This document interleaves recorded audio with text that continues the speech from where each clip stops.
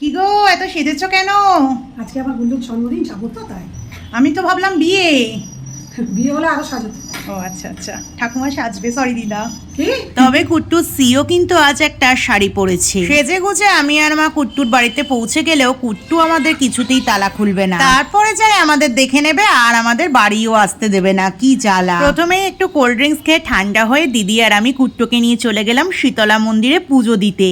তারপরেই বাড়িতে এসে জন্মদিনের স্পেশাল কুট্টুকে 5 রকমের মিষ্টি দিয়ে আশীর্বাদ করা হলো।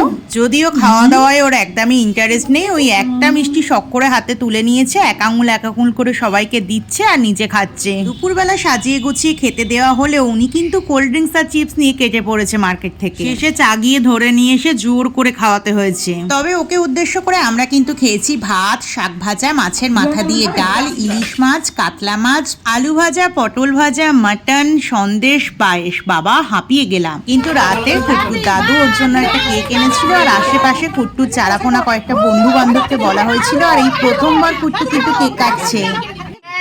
Happy birthday to you. Happy birthday. আর কেক কাটতে গিয়ে সে কি মারামারি, উনি কারোর হাত ধরে কেক কাটবেন না আর একটা দানা কেক খাবেও না, খালি ওর নাম করে সকাল থেকে আমরাই খেয়ে যাচ্ছি, এই আর কি। রাতে মিক্সড ফ্রাইড রাইস আর চিলি চিকেন খেলাম আর এইভাবেই কুট্টুর জন্মদিনটা শেষ হলো।